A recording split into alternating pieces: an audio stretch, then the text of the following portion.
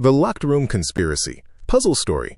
In the bustling city of Westbridge, Greene Associates hosted an exclusive evening gathering in the penthouse office of its founding partner, Harold Greene.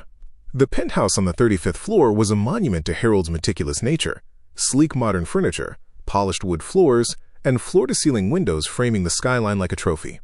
His private study, just off the main reception area, was the most controlled room in the entire suite.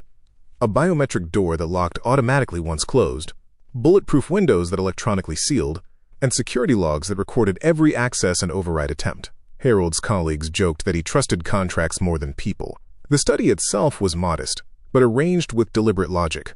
A mahogany desk faced the windows, with Harold's chair behind it, positioned so that anyone entering naturally walked straight toward the seat. A small bookshelf and a filing cabinet lined one side wall. On the other, a side table held a glass award and a decanter of scotch. Harold kept a pistol secured in the right-hand desk drawer, not as a showpiece, but as a habit. Beneath the desk, tucked where it wouldn't be seen unless you sat down, sat a compact cross-cut shredder Harold used for anything he didn't want, leaving the room intact. The guest list was intimate. Lydia, an ambitious junior partner who spoke in polished strategy.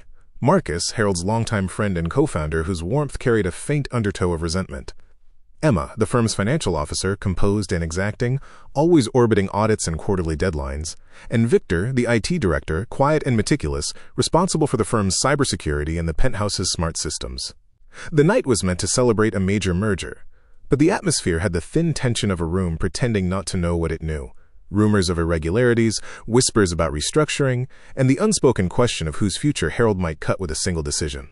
Earlier that afternoon, Emma had arrived to drop off what she called finalized reports for Harold to review. It didn't raise an eyebrow. Emma lived inside paper trails, and Harold lived inside last-minute details. She stepped into the study for only a few minutes, and came back out with an easy, professional calm, remarking that Harold would want to see it right away before the evening got too loud. No one found that odd. If anything, it was exactly what a financial officer was supposed to do. As the event unfolded, drinks were poured and compliments were traded like currency. Lydia steered conversation toward the firm's future with careful questions that sounded respectful but landed like pressure. Marcus reminisced about the early days, speaking warmly while slipping in remarks about Harold not sleeping and carrying too much.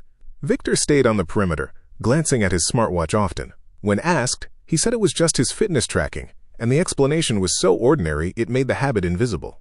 Emma remained composed, occasionally checking her phone and responding with the kind of measured attention people associate with budgets and compliance, present but never theatrical. Eventually, Harold excused himself to take an important call and stepped into his private study. The door closed behind him with the quiet finality of a system doing what it was built to do. The biometric lock engaged automatically. Everyone heard it, not because it was loud, but because Harold liked them to hear it.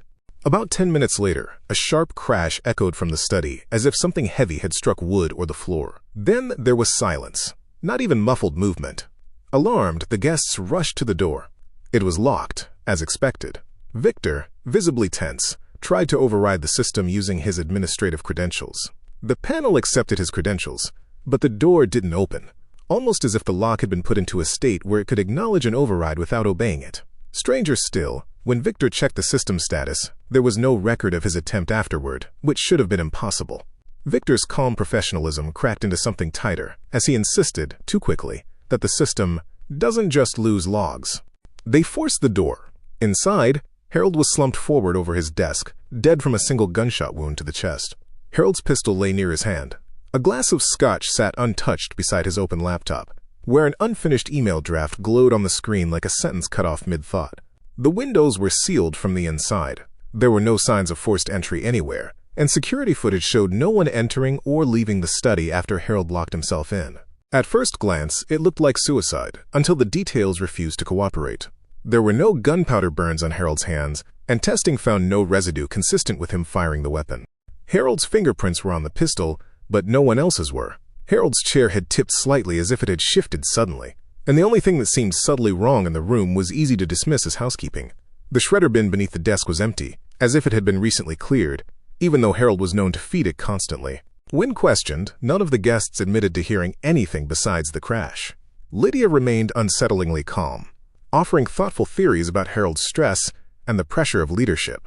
Marcus spoke about Harold's declining health, explaining the situation as if it were inevitable. Emma appeared shaken but focused, Noting that Harold's laptop being left open was unusual for a man obsessed with privacy. Victor kept checking his smartwatch, his distress seeming rooted in something deeper than anxiety, as if he were measuring time against something only he could see. A final detail emerged from the evening itself. During the merger toast, someone had taken a wide photo for the firm's internal page, time-stamped to the minute. The background captured the room with casual clarity. Marcus near the decanter table, Lydia mid-conversation, Emma holding her phone with a neutral expression, and Victor in plain view with the other guests rather than near the study door. The moment looked harmless, the kind of photo people scroll past without thinking, but it anchored the night in a way testimony couldn't. The question now remains, how was Harold killed, and who was responsible?